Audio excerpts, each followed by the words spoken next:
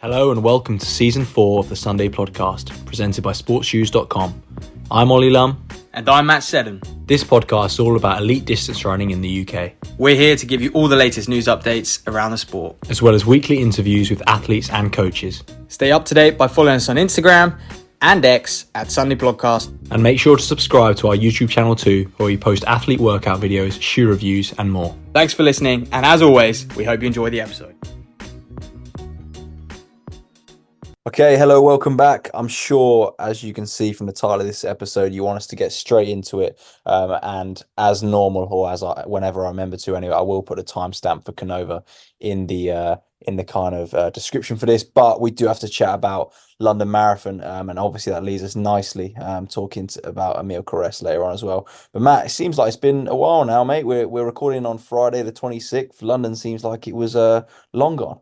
Well, yeah, it's because pretty much wasn't it? But we thought we better wait for that Olympic team just to see if there was any drama. And there wasn't. Away from London, we'll just quickly summarise. Rose Harvey ran a 71.59 half, and that's basically that's enough shape shown to the selectors. So she is now on that Olympic team. So congrats to her, deservedly so. I think she was next in line, wasn't she? Basically, so the team's done. It's been picked, and obviously Emil Corres and Mohammed, the two men joining. And I think obviously we'll start with London and their performances. Two slightly different performances and how they went about it. Emil and Momo ended up finishing a lot closer than perhaps we all thought pre-race. But we mentioned in the preview that I think for Mohammed to debut in 2:08:42, was it? And that to be in Valencia, and I did think in his halftime, I think that was what was, low 61 minutes. You're kind of thinking, well, gets the fuel in right, takes everything he learned from that first marathon, like 2:08:10, like that was well within his grasp. But 2:07 low is fantastic. And now we're looking at the pair going, Mohammed and Emil, going, Jesus, what are the next 3-4 years going to look like for these boys? Yeah, 100%. And I don't think it was just the times that were impressive. I think it was the fact they were third and fourth across the line at London Marathon, which we have not seen British athletes get up there in a long, long time, Oh, that was bonkers. And I think good fields as well. It's not like these were weak. It was. Yeah, I think to be fair, amazing fields. Always London is amazing fields, but I just can't believe how many like Ethiopians and Kenyans and stuff just like go with it, knowing they can't hold it. And none of them interested in like picking up some minor place prize money. And I'm pretty sure there's clauses in their appearance fees as well. They need to finish to collect their appearance fee, or I think they only collect like half of it if they don't finish. So I'm just like, why? Like, what's going through these people's heads? And and again, I think Emil and Mohammed were shocked to know that that's where they were in the race. But they both especially Emil made a good point. Like, he came third. He doesn't really feel like he came third. It's huge to get a Brit on the podium, but I think going off with those men, being competitive and battling and sort of overtaking guys late on and pulling away from people, that would feel like more of a third place finish rather than kind of what happened, where he just kind of, at one minute I was watching and he was in 10th, and then a mile later he was in third, and I was just like, what? And literally all of those blokes just pulled out at like mile 22. It was baffling, but it was good to see, of course. And now we start to wonder in the next how many years will it be until we see a Brit actually sweep London.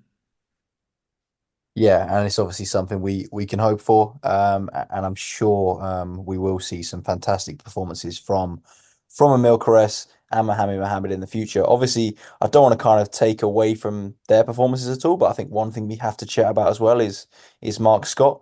In his debut, it's something that we've been kind of not us specifically, but everyone on the British distance running scene has been building up for quite a while. What did you think of it, Matt?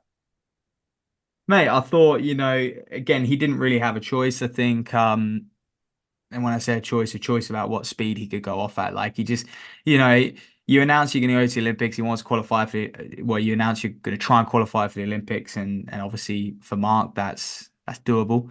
And so he just had to go off at that speed. it was a little bit quick early. Like it was definitely, it was inside to, it was a few times, it's kind of 2:07, 30 he was on for. I just think that's a bit too ambitious. That would have had to be a really good day. You look at Sessman, who, like, okay, on paper he hasn't got the times that Mark has, but one thing he does have is he's a very experienced marathon runner now. He's going to, he was going to the best races, the fastest courses, and he ran dead even, 64 for his 2:08 low. And Mark didn't take that approach, and I think he paid the price. And he still got it home, finished the race. But again, yeah, like, and Mark doesn't care if he ran 2:09, if he ran 2:08.12 or 2:11 like he did. For him, it's still off the mark, and he's still going to have to now, change his season, shoot for the 5K, which he said he's going to do, beat the 10, just more opportunities in the 5. And then obviously, like, we'll probably see him in another marathon end of the year, or maybe next year as well. So I think he was unfortunate with kind of the pacing. His approach was kind of get time in the bank, which I think for your first marathon is maybe a bit risky, but I think he just had to take the risk, didn't he?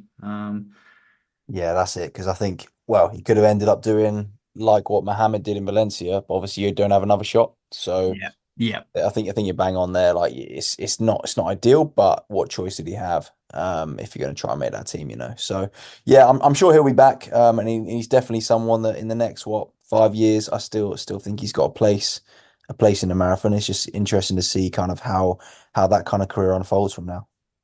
Yeah, I think the biggest thing for him is, from speaking to him, he's actually got 20 odd weeks of training in, at a decent volume. And that's a start. But when you compare that to likes of Mill and Mohammed and Sesman, these boys have almost got, an extra 18 months of marathon Mm. specific work in them. And Jesus, when we talk to Canova, he talks about people not preparing properly for these marathons. And he's never ever seen a miracle in endurance running. Nothing is by chance. And actually it kind of hits it home. It's like, crikey, like, even 100 mile a week, Canova sniffs at and says, you're never making it as a marathon runner on that sort of mileage, at the elite Mm. level anyway. And so I think, for Mark, I think the encouraging thing is he's got that training banked now, and he just needs to continue. Yeah, definitely. Obviously on the women's side of the London Marathon, not quite the, I guess, Olympic title race or Olympic qualification race that we'd hoped for perhaps 6 months ago. But a great story from Mara McLennan, kind of getting that top British female spot as well. So great run from her, and another one that I think in the next few years, I'm sure she's going to join that kind of building roster of British females who are kind of getting close to this top level. Oh, absolutely. I think it's encouraging to see new women step up to the marathon, and take it on, and now we'll be able to see how they develop from there. But yeah, obviously not too much to write home about, on the British side, because those two spots have already been taken, and we knew Rose was going to be doing the half. So, but the elite side, Jesus Christ, that was a fantastic race. I mean, the elite men's was a great race. I mean, to see Bikili and Minyao go head to head. I mean, would have loved it if Miao just let him win, and Bikili can take that one and go down as the greatest ever distance runner. But to be fair, on the women's side, like, it was a race, and that was some serious women contesting, for the title as well. That's it, and it is a female only world record. Like I think we mentioned this in the preview. It seems astounding that they hadn't beaten that 2:17 mark previously yet, considering the runs they've had in mixed races. But again, it just shows you how much harder it is to do in that sort of race, and obviously the environment where you're not necessarily able to push the whole way because it gets tactical. In terms of Bikili though, I think well, anyone who listens to Canova Pod, I think yeah, Canova definitely hints at him being the greatest. So I think he could have run wherever he wanted to at certain times in his career. So Oh boy. Yeah, we'll let you enjoy Canova's words on Bikili for yourselves. We certainly did, but I think just before we dive into that interview and that episode, it's worth just wrapping up a few things that have happened over the last 7 days as well. Josh Kerr, 1:45.9. It's a good opener from him over the 800. Shakira King, Jesus Christ, 202 for 800. She's the fastest 15-year-old ever. You start to think, bloody hell, like, I know we've got Kaylee, Buffy, you've got so many talented, Riki, so many talented 800 women.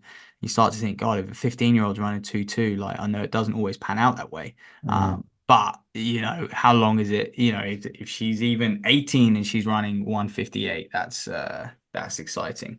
And then, Diamond League was, kind of went under the radar a little bit, just given it was a big weekend last weekend with London and everything like that. I think Brits were a lot more focused on that. But Hussey ran the 8 on 46, and German wins the 5K 12:58. So decent, and pretty much all the same people are running in Shanghai. I mean, Gide might be going for a world record in a women's 5. And then, mate, I'll just finish up. Podium Dulwich was a fantastic event.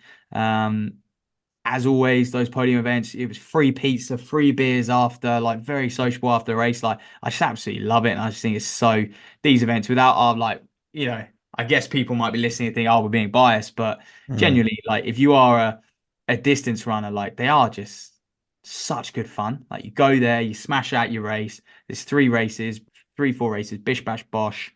Then you're in the cafe after, you're having beers, you're having pizza, and like, and they're a high quality standard. I mean, on the women's side, Perez coming over, and we have 4 women break 16. On the men's side, it was one in 14:09, 14:10, and then you had a whole host of men flock inside sort of 14:20. Decent standard. By the way, though, Dulwich, I don't know where it's the fastest course came from. It was undulating. Some of it's uphill, and then one side's uphill, one side's downhill. So I wouldn't say it's that fast, but yeah. And I met some great people who were giving Lum a bit of shit, so that was always good. Yeah, I'll try line up in future. So anyone who finds me too moody, I just think, well, what You're am the I Roy going to be Keane. excited about in terms of athletics these days? Mate, you gotta be excited about Canova. This is a mega episode, and to give people a bit of context, reached out ages ago through friend of ours, Miles Edwards, and he kind of put us in touch with a few local Kenyans, who then put us in touch with a few more local Kenyans. And one day I got a call off a random Kenyan, and I answered the phone. I said, "This is a funny number." I answered the phone, and hello, Matt. And he's like, right. He's like, "I heard you want to speak to Canova." I'm like, "Yeah." He's like, "Well, he's next to me," and he just passed the phone over, and like the signal's shocking, and I'm just like, blimey, like, what do I say? And I just, hello, and then finally arranged it. And this was about 5 weeks pre-London, and we would have loved to get Canova on pre-London, but he said, nah, no chitter chatter until post-London. I'll go through everything. And so it was great to have him on this week. And talking of going through everything, I'm sure a lot of you have seen he's just slapped up like all of the Mills training on Let's Run as well. So we kind of get his take on that. Yeah, definitely. And for those of you who are used to us kind of chipping in podcasts, be warned, this is more of a presentation from the great man Canova. Matt and I couldn't get a word in edgeways, and nor did we need to. He just kind of says it all, spills it all. So just enjoy that. I think Matt put on Instagram, get your pen and paper out, take some notes, especially for those of you who are kind of using this maybe to plan some of your own training. And also Renato does talk about kind of inspiring people, really, because I think he makes a point that I think we've made a lot on the podcast. I don't want to spoil it, obviously, but he makes a point about kind of the marathon potentially. You don't need to be the most talented. You can get to a very, very good level by kind of developing that engine and developing your physiology and just being kind of mentally strong and believing in yourself. So enjoy this episode. We certainly did, and we'll catch you very soon.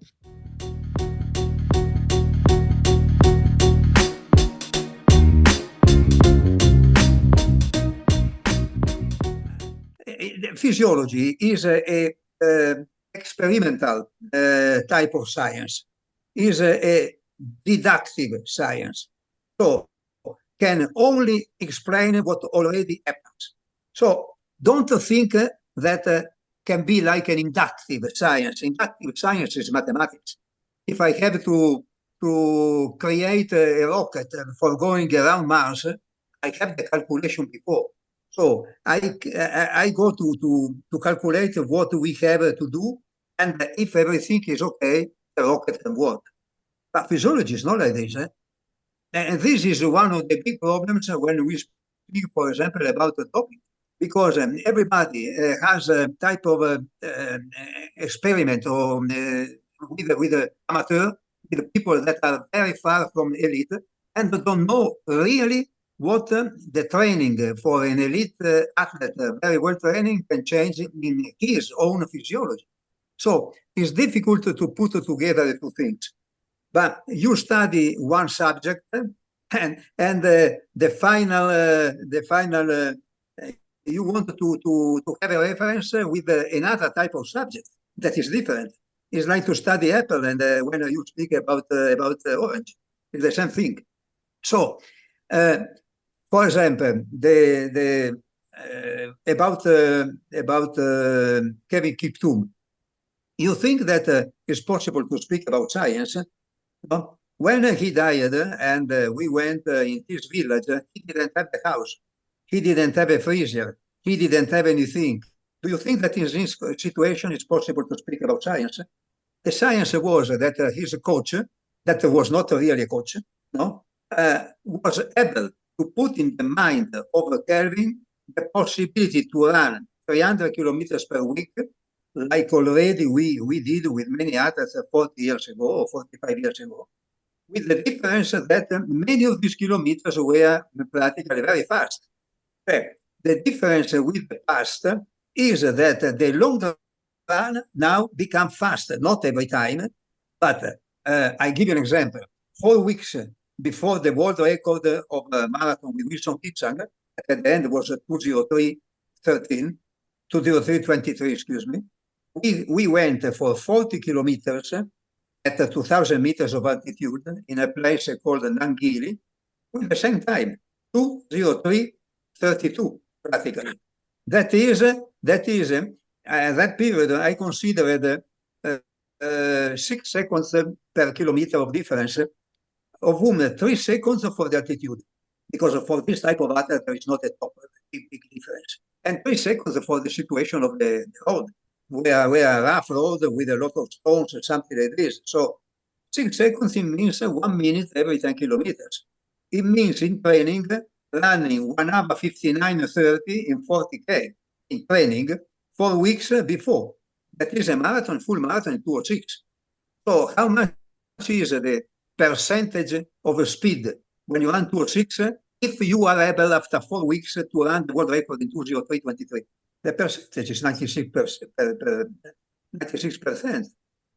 So training for a marathon, the first step is to be able to use a higher percentage of your aerobic power, practically, something that you need years for doing this, for building this ability.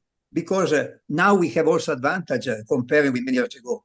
Because many years ago we didn't have a specific maltodextrin, no, that start to come in athletics in marathon from triathlon, practically. We didn't have shoes, but also about the shoes. I don't want to be very particularly against the shoes. Of course, there is some advantage. But in 2012, for example, I have one athlete, not a phenomenon, good athlete, Jonathan Mayo, running full marathon in 2:04:56, running 5 times half marathon between 59:02 and 59:27 in the same season, using Mizuno that were less than 1 centimeter also in the hills. With Moses Mosop, that ran 2:03 the first marathon, and after 37 days beat the 2 records on track of 25 and 30 kilometers. We looked for shoes that were exactly the opposite of the shoes of today, because the reactivity was in his tendons, in his calves. So for doing this, we needed the shoes very hard and with the practically the surface also very, very hard. What is the difference? It's not too much in the speed today. It's in the possibility to save the legs. For example, for athletes going to Boston and that I could knew could know the final party. No, for many years we saw athletes winning Boston or in top three, arriving with a wheelchair because we are not able to run, to walk. One of these was Catherine Dereba. Catherine Dereba for 3 times won Boston, and for 3 times arriving there in the wheelchair. Now, finishing the marathon, you see people that go on the bus, okay, a little bit tired, but it's no more like before. So this is the big advantage in training for running more of the competition that of the shoes that we have now. So the most part of what the big company says is propaganda for amateur. You see also that when you have shoes like the last of Adidas, for example, Evo, no, and the cost for a shoe is 500 euros, and they can last maximum for 2 marathons, is practically a little bit difficult to look at these shoes like commercialized, because who is that? Maybe you need to be a millionaire, no, for buying the shoes, and after 100 kilometers you need to change the shoes. So there are many situations today, different from many years ago. There is a lot of propaganda because of the social around every aspect of running, but I can tell you that the most part of this is not true. Not because I am almost 80, but and so I have a way of thinking of many years ago. But the most important mental attitude for a coach is to use common sense. There is nothing of new, because running is running. And more long is the distance, more important is the specific type of situation that you can go to create. But you need to change not only the physiology, but you need to work on the mind. This is the most important thing. Because if I speak with a new athlete and I tell him what the top athlete can do, he never starts, because start to think, I never can do this in my life. But if you take an athlete after 1 year and you write everything of what they do, and you ask him, go to see what you did 1 year ago and what you are doing now, going in this type of volume, this type of intensity, with a very, very soft graduality. So what we call the internal load remains the same. Internal load is practically the level of effort that you can do for every type of training. So first thing important, different athletes that do the same type of training really do different training, because the internal load is different. And this is also the reason, because many times there are 3 athletes training together, doing the same workouts that we can see. And after, when you go to competition, one is able to run 28 minutes, another 29, and another 30. Because the one that the level of effort used in training for the athlete for 30 was maybe 95%. For the athlete for 28 was 80%. So when you continue to increase your aerobic power, what happened? That the level of effort after 6 months can be, for running, for example, at 3 minutes per kilometer, is exactly the same that you used maybe 6 months before for running at 3:10. So your 31:40 compared with the 30 minutes is exactly the same thing. It's not different. And this is what the athletes need to understand. No, is wrong going in very short time in a different level, because in this way you increase also your internal load. So you are doing another sport in a short time. But if you use common sense, that is to the athlete that needed to grow in sensibility, in personal feeling, and so an athlete can tell you, my feeling now is, sometimes there is the question between 1 and 10, how much is your level of effort? And you can say, okay, my level of effort is 8. Okay, and how was maybe 1 year ago for running very much slower? Was 8. Okay, so for you, nothing changed in your physiology, but the external load, that is the performance, changed a lot.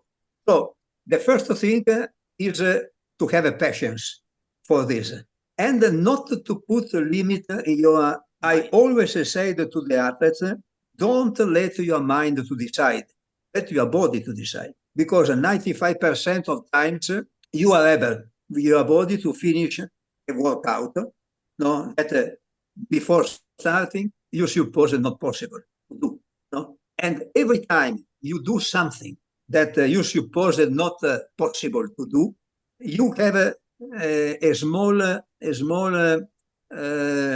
stare, no, and you increase more your self-confidence.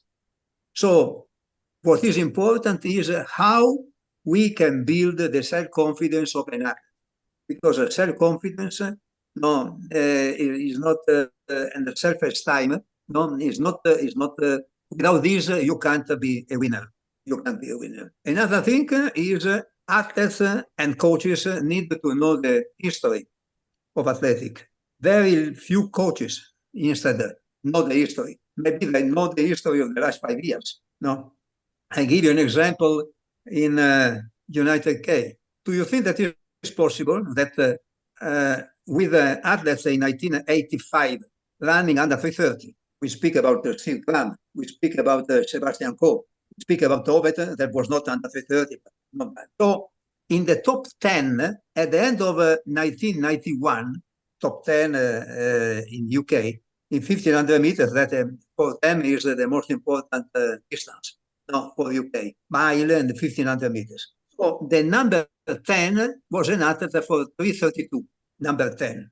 1991, this one. In 2011, that was 20 years later, the number 1 was Shane, that is also a little bit a shame for UK, but it was a guy called Shane, running 3:36:22. Not one athlete in 20 years was able to go in the top 10. So it's clear that there is some mistake. And instead of telling that when the athletes, the Europeans, started to run slowly, that was the period between 90 and 2010, practically. African won because of doping, because also the African in 2010 were weaker than the African of 1990. Sure. Cioè, we didn't have at the end a new Kano. We didn't have somebody of a top talent like this. Sure. And but there was more professionalism, there was more money, so there was more selection, there were better way for coaching. But when we speak about talent, no, I think that no one now has the talent of the athletes of 30 years ago or 40 years ago. The system changed. The opportunity are different. Also something in the last time, somebody can really suppose that Cheptegei is stronger than Bekele, running with these shoes, running with the lights, no, like a Pacers, running in this way. In my opinion, in a competition when there was the best Bekele with the best Cheptegei, the difference at the end is the 5 seconds because Bekele doesn't want to run faster. But there is no match between the talent of these athletes. So the same like Haile Gebrselassie, cioè we don't have somebody like this. In Göteborg, world champions in 1995, he finished the last 200 meters under 23.8. Now, there are no athletes, maybe the most part of them, that are able to run 23.8 in 200 meters. So it's really different, no? There was an evolution, of interest and evolution also in methodology. And the evolution was based on the fact that we reduce a little bit the big volume, general volume that there was in 1980, 1980, 85, before 1990, practically, no? Increasing the average speed, but not too much. Cioè now we don't have athletes running maybe 350 kilometers per week like we had in 1980. Also, for example, speaking about marathon, Gelindo Bordin, the Italian champion of Olympic in 1988, sometime arrived at 320 kilometers. Instead, the other Olympic champion that we had, more like Italian, was Baldini in 2004 in Athens, never went more than 240 kilometers. So, and normally was around 220. No, but if you reduce too much the situation, thinking that you can be one of the top marathon runners in the world or the best absolutely with 120 kilometers, never, because it's not part of this. Look what happened in UK, speaking about marathon. Why I speak about UK? Because athletic started practically in UK. So it's the country with the more tradition that we had for this. Speaking about marathon, the first world record holder for 5 times in able to improve was Jim Peters. That was a British guy. After this, we have athletes like Ron Hill running 209 already in 1969. We had Ian Thompson running 209 and winning European Championship in 1974 in Rome. We have especially Steve Jones that was able alone in Chicago to go almost in the world record of half marathon without rabbit, no, 61:53, and after finished completely drunk in 2:07:13, no, failing for 1 second only the world record. That world record that was from a European, Carlos Lopez from Portugal, no. So with all this tradition, do you think possible that in 2003 the top marathon runner of UK was a woman? Because no men were able to run faster than the Paul Radcliffe, 2:15:25. So instead of looking at the other, no, creating, because there is no memory, no. So if the best is 2:15, when you run 2:13, you are already one stone. And this is what happened in the United States for a marathon. Because the last years of marathon were disconnected from the knowledge of maybe the athletes like Rogers or something like this that were able to run 209 with all the shoes or something like this 40 years before. So it's not possible. It's not possible. So it is to create limits in their mind for the performance, but it is also to create a limit in the possibility to grow with a type of training. And this is not possible. So why I tell that is important? Because if you know what happened years ago in athletics, no, and so you know better the all-time lists. For example, you see that for running 1:44 in 800 meters, you are not a phenomenon like many things today. You don't need to have maybe some doping or taking record, because you are not in the top 100 all time, not top 100. In 5,000 meters, not top 100 under 13 minutes. So we need to give a different level to the performance. For me, an athlete running 12:50 may be a champion if he's able to win the competition. I had in my life 9 athletes running under 27 in 10,000 meters. These 10 athletes, the real champion were 2. Cioè, athletes able winning. Nicolas Camboy, practically, not the second of my athletes, 26:38, that was practically Abdullah Hassan. Was not Abdullah Hassan because changed also the name, but was Albert Chepkiui, practically. Was a big athlete, but not a top champion. Nicolas Camboy had the possibility to be a top champion. always beating Haile Gebrselassie in meeting of 2003 in Brussels.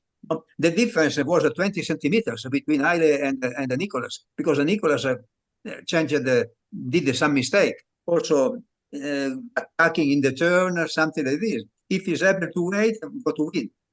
And the other in the middle of mine was Moses Mosop, that in any case was not a specialist for this, because could be one of the other marathon runners the same level of Kipchoge. Was not at the same level, the education, the brain, something like this, but under the point of view of talent, we are the top two. All the other ran 26:50, 26:52, Immanuel Merga 26:46, Ethiopian, and we are number 5, 6, 7 in the competition. I had an athlete, Thomas Longoziwa, ran 12:49, but arriving number 5 in the same competition.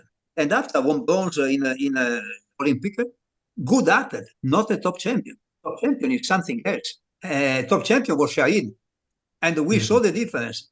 I was the coach for about 2 years of Kenenisa Bekele when I started to run marathon. I spoke with him and I asked him, Kenenisa, tell me, why your world record of 10,000 meters was so poor? And he told me, what is so poor? You never prepare in 10,000. Sure. Because one athlete like you, 12:37, need to run 26 minutes flat, or less. With the difference, the famous difference is double over 5K plus 1 minute. Many things like this. And it's already not true, because it needed to be the percentage. But look at my athlete under 27 minutes with a record of 5,000 that there is. Nicholas Kemboi, 13:01, 26:30. So the difference is practically 28 seconds with the double.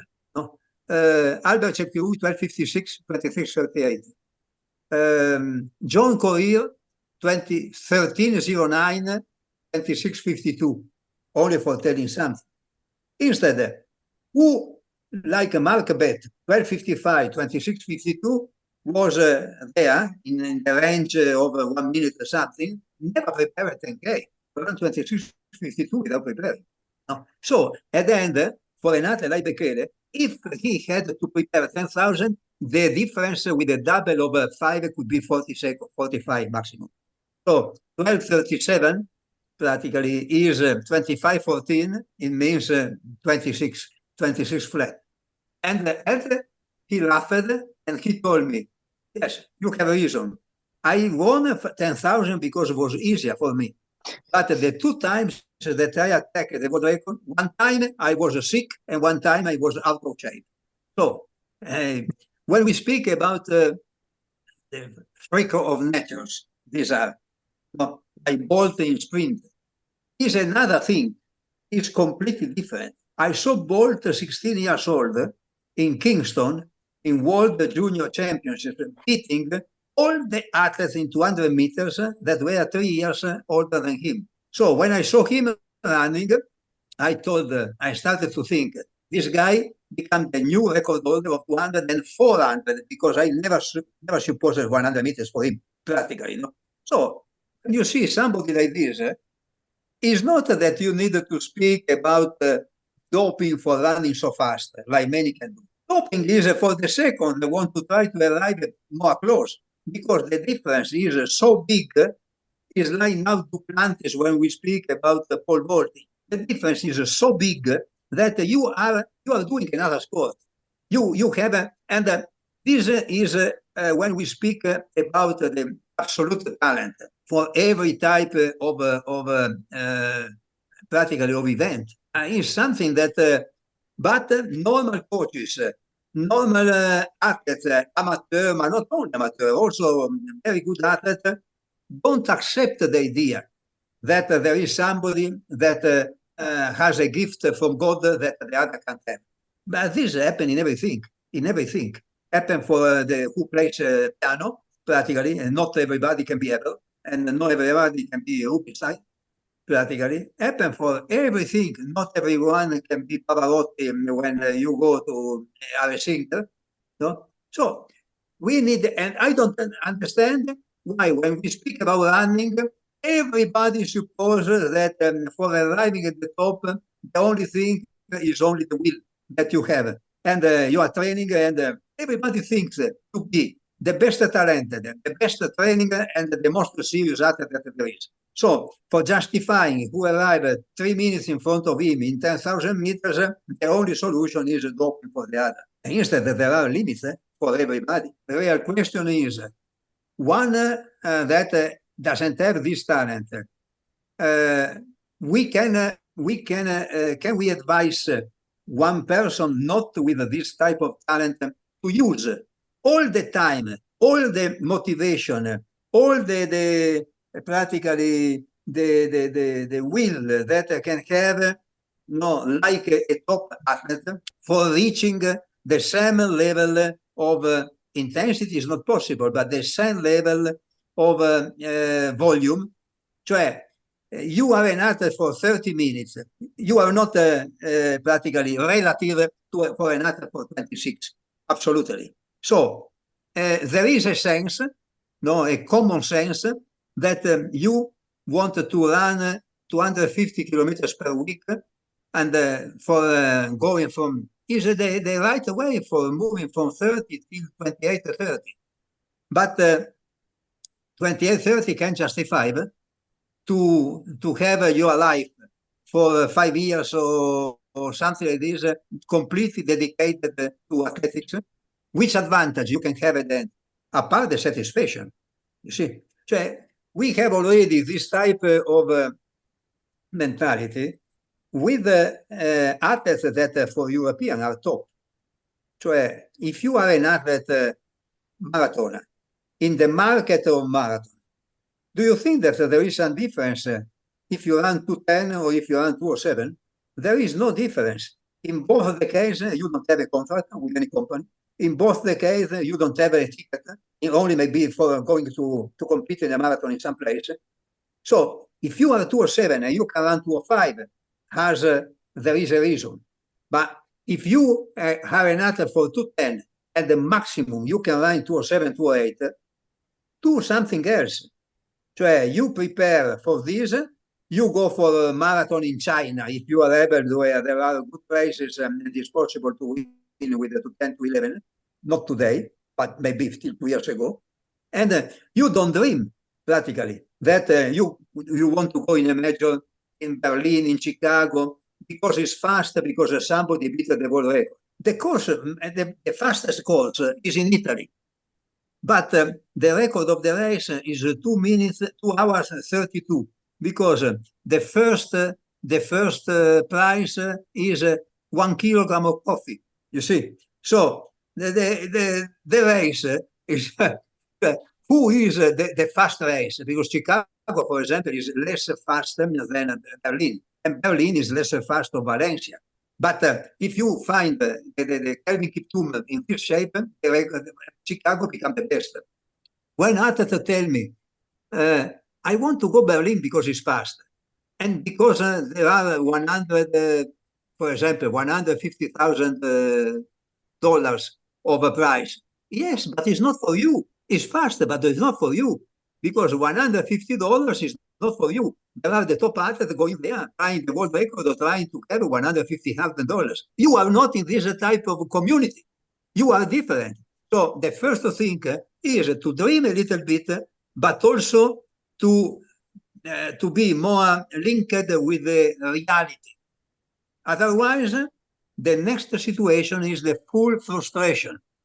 And the full frustration when you dedicate years and years for something that never can happen, practically, and can bring the athletes to very bad situations. Plenty of questions, man. There's a lot to unpack there. I think we wanted to just sort of ask you, you've obviously learned a lot over the years, and you've got some great philosophies around training and the mentality as well. But but how you started out, because I think a lot of people won't necessarily know that, because you were a decathlete at first, and then you learned, like you just said about the research, really. So how do you start? But also, the first thing you need with a young athlete you need to work very, very easy, step by step, for growing a little bit. Never something good, because every time you do something, like I told before, you do something that you never did before, is a conquest in some direction.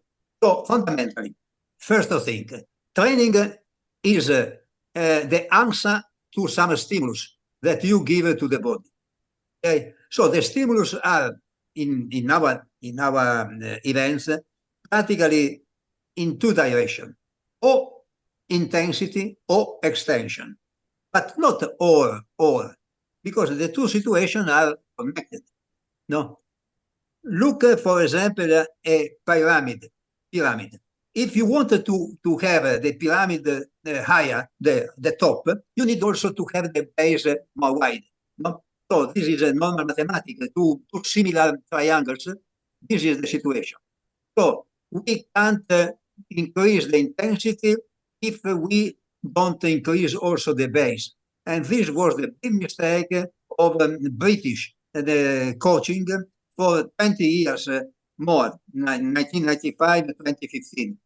Everybody understood, because, for example, George Kerr ran also a half marathon in under 62 for this. And last year, a secret that nobody really knows, but was Emil tell me this, because we are together in Leeds, and told me that he ran in 800 meters in 1:45 with about 55 the first lap, 50 the second lap.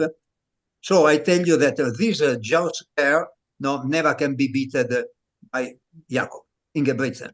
I told now, remember, Jakob is better than go for 5,000 immediately, because one ever running 800 meters in this way can't be practically the way of running of Jakob is in a full progression, but with the progression you don't put a gap, you don't create a gap with the George Kerr.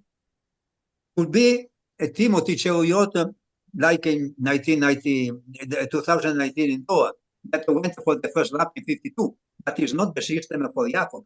So if you go for progression, you never can beat an athlete able to do something like this.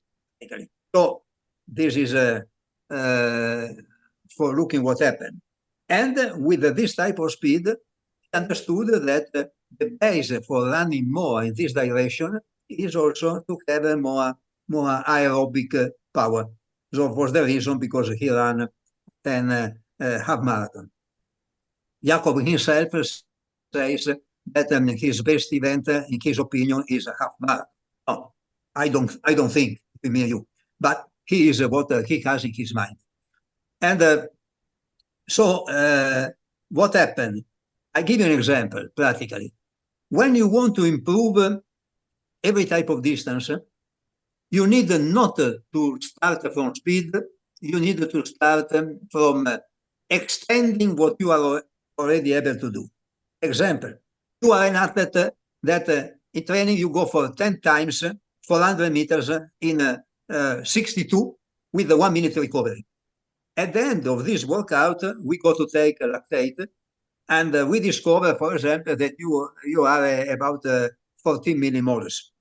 Okay, so we go for 1 month doing something else in training. We increase a little bit the extension of long run, every type of long run. We go with a very fast sprint, maximum speed in uphill, so increase the specific strength, and that is important. And after 1 month, we go again to repeat the same workout, 10 times 62 with 1 minute recovery. But at the end, it's no more 14 millimoles, but it's 12 millimoles. So I ask you to arrive to 14, and you go yet for maybe other 2. We come back about the idea of internal load. So it means that after 1 month, 12 times 400 in 62 with 1 minute recovery is exactly like a load, physiological load inside your body, exactly like 1 month ago, 10 times. So it's clear that you are more resistant, because you were able to extend what already you were able to do. Now, I ask you to maintain what I maintain two values, e cioè 1 minute of recovery and 14 millimolars at the end. I reduce it to 10 times. I go back to 10 times. You are 62, no more 62, but you can run at 60.5 with the same internal load. So every time extended what already you are able to do, you increase also the possibility to run faster in speed. We need to understand what is speed in a middle and long distance, because pure speed is something, maybe 60 meters, 80 meters, something like this. This is something that has a physiological effect, because we go for recruiting the higher percentage of fast fibers that we have, but doesn't have another effect, technical. Never there is a connection when the final speed for a marathon runner and the fact that he can be able to run 60 meters, maybe 2/10 faster. There is no connection. It's a physiological reason because we do this. So the speed for a marathon runner, which is 1 kilometer, 2 kilometers, need to be able to run faster there. The speed for 100 or 5,000, maybe I need to be able to run 400 meters a little bit faster. No, this is the situation. For 800 meters, my speed is to maybe to increase a little bit to 200, but it's not so much important. No, it's important that I maintain the same level of 400, and maybe I am able to on the other side, to run maybe 2 seconds or 3 seconds faster, 1,500 meters. This is what happened. And this is the reason, because in the development of a career, many athletes starting for something short arrive till 5,000, 10,000, maybe some of them also marathon. No, not everybody can do this. Not everybody. The typology of athletes that are fast 800 meters runners are not able to arrive, for example, to a 10,000 meters or a marathon in their career. Instead, the typology that is resistant, because we have this type of 2 different typologies of athletes for every distance. Every distance. In 400 meters, we have the fast that is coming from 200 meters, like Michael Johnson, for example, before. And we have the resistance. Juan Torreña was resistant, was able to win in the same Olympic 400 and 800 meters in 1976. No? And this there is in every event. Co was like 800 meters, was a resistant, because it was a 2-gold Olympic in 1,500 meters, practically. No? Also, if he didn't go for something longer, but because he was not interested, but because there is also things to do. Wilson keeps the care, no? The Kenyan become Danish, no? For 800 meters. In my opinion, could beat also the world record of 1,500 meters. But we can't see everything under a technical point of view, because in that period, every time he went for 800 meters, he received practically an appearance of between $20,000 and $30,000. And if he wanted to run 1,500 meters, I needed to go for zero. I had this situation with Shaheen for myself, no, because Shaheen not yet world record holder, but he had normally $10,000, $15,000, no, in every competition or steeple. And in Ostrava in 2003, he wanted to meet El Garouche.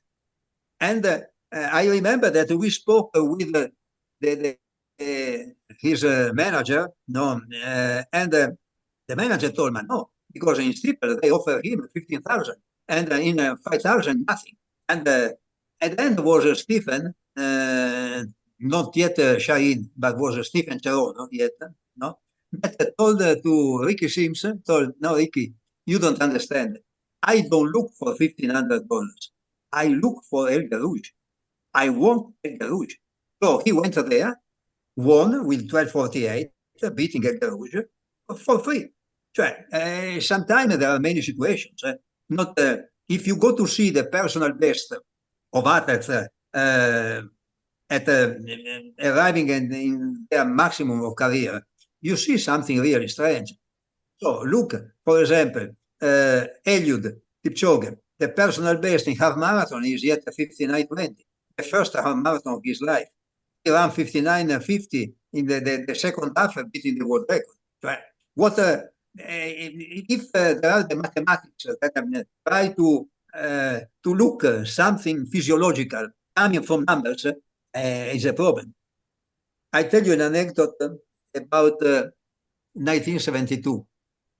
There was a group of British physiologists that decided to investigate in which age, average age, a man practically can have the best reactivity, the best speed, the best situation for the muscles and everything.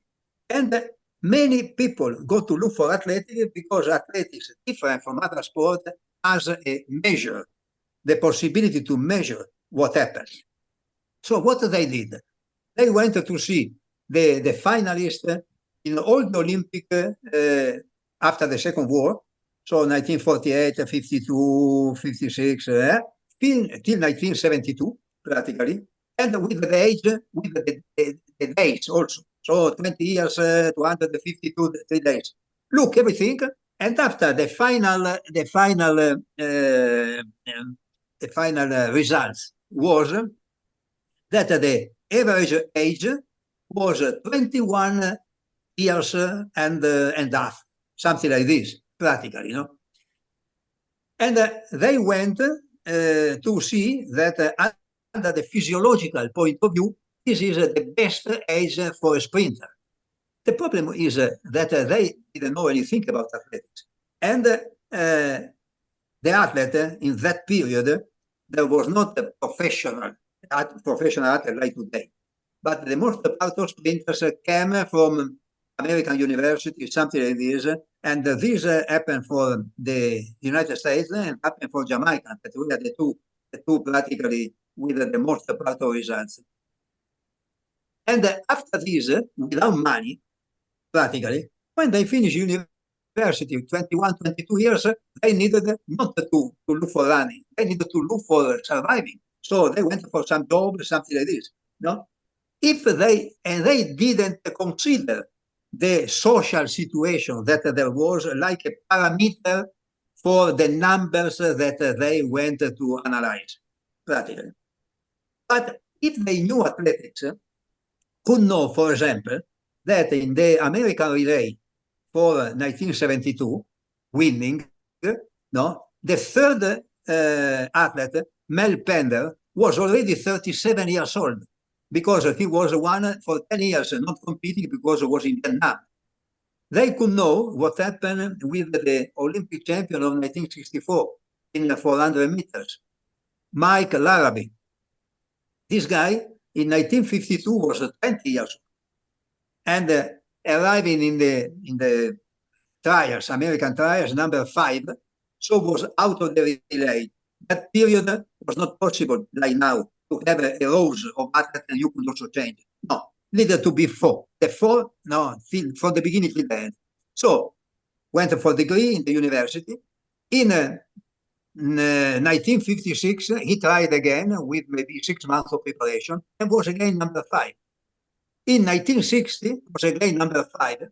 In 1964, decided to take 1 year only for training without working and become the Olympic champion, 32 years old, individual with 45 flat.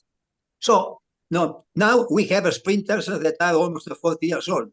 So it's not possible, what I say, to look at the methodology, to look at the result without looking what there is around. And this is something that coaches, especially young coaches, need to understand. Too many times, the level of coaching, the type of coaching is connected with the practically not a propaganda, but with the specific events. Example, Yuri Borzakovsky in 2004 became Olympic champion in 800 meters. And he has a training for 3 months, always in indoor. So somebody started to say, hey, for running fast 800 meters, you need to have the indoor. No, he needed to have the indoor because Russian people never went in altitude, never went outside. And Moscow was for all the winter in 30 degrees negative. So if you are not in indoor, you don't do anything. When Rudisha won 2008 and 2012, Rudisha never put one time, also for casualty, no, one foot on a track, indoor track. Never. So we need to use what we have. We are in Kenya. We have up and down everything. We don't use too much gym because when you go for running, a long run or something like this, is already a natural type of gym. You are in a big town, everything is completely flat. You need to increase your strength. You go to the gym, practically, no? So we have the ambience has a very important role in the development of an athlete. And you need to do what you can there. I remember an athlete, a sprinter, no, in Italy years ago, very young, was strong really, and was the track more close to him was 120 kilometers. So he never went on track, never was in the gym, was in the mountain. No?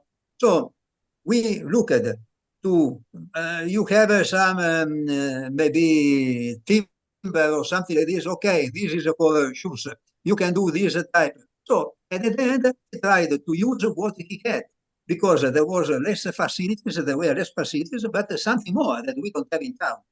So it's important for a coach to have also some imagination. When you need to also another thing, coming back to middle distance, long distance, I normally never use 2 times the same workout on track. Why? Because I know that athletes normally, especially for African, they remember what they do on track because there is a precise measure, but don't run the total type, the total volume that they do. Instead, I don't want that an athlete can look too much only for this type of workout. You run 10 times 1K in 3 minutes, no, with 100 meters jogging recovery, in a total volume of 80 kilometers per week, because it's possible. And at the end, you run maybe in 10,000 meters 30-30. No? After this, next year, you run 150 kilometers practically. The pace is very much more wide. And your training is again 10 times in 3, the same as before. Your 30-30 become 29-30. But you don't consider all what there is. You go only for looking for this, practically. I don't want that they can continue to have to compare what they did already before, because you compare also a type of shape in your mind, no? And because normally in training you never reach 100%. What happened? What happened? Happened that if you use 100% instead of 85 that you need to use in training, you are able to repeat the same workout, but for example, you are not able to recover. No? So we need to look all. An example, practical for this. In Italy, Alberto Cova was the best 10,000 meters runner in the world in a period between 82 become world European champion, 83 the first edition of World Champions, 84 won Olympic, 85 won the World Cup in 5,000 and 10,000 meters. 86 he was second European behind the other Italian, Stefano May, that now is the president of the Italian Federation. And psychologically started to suffer because he was unbeatable for himself, and for all people normally in 10,000 meters, already for them was unbeatable. So at the end, when he started, because he had the last lap in 52, 53, and the other were not able to do something like this, no? He had a year, 87, completely out, very bad. 1988 was only 30 years old, or was in Olympic. We go to Olympic, and he had his coach, that was also the coach of Francesco Panetta, one of the top coaches in Italy, Giorgio Rondelli. We are in Seoul, and he did a workout that he used before and was the best workout of his life in using the same thing. And Giorgio was very, very happy, telling, hey, he's coming back, he's again sharing. At that period, we had a hit of 10,000 meters and final, not the direct final like today. In the hits, he went out with a 28:48. What happened? He, before, was natural, no, without pushing too much his level that he reached. That time, in his mind, he needed to convince himself that was in top shape. So he went for the competition against himself, no, for what he did 3 years before, and was able to do, but was another thing. So training is for filling the tank. Competition is for using the fuel that you put in the tank, not the opposite. So we have many situations where we need to use the common sense. Sometimes athletes coming from an injury say, now I go to try to top athletes, to train 3 times per day because I had to recover what we lose. No, you can't recover anything, because if you can do in 1 month training 3 times per day what normally you do in 3 months, it means that normally you are an idiot. So it's not possible to do this. So, we need the body, everything need to respect the time for growing. We can go using a good training, high level for what our shape at the moment, and after relax a little bit for the super compensation. And this is the way for going ahead to continue to grow.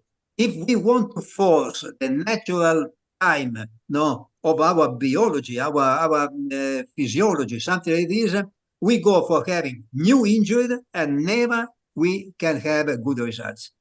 I never saw any miracle in my life.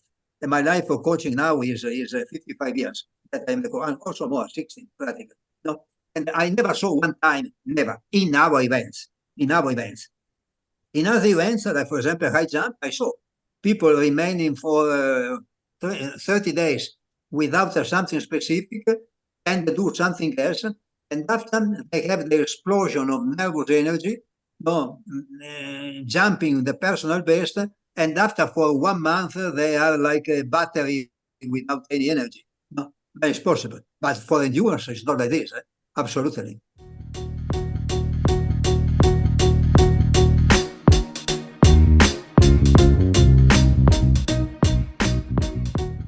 And that's a wrap on part 1 with Renato Canova. Fabulous episode. I'm sure you guys will agree. Make sure you stay tuned for next week's episode, where he starts to talk more in depth about how he met Emil Caress and how his training's developed over the past couple of years. Catch you very soon.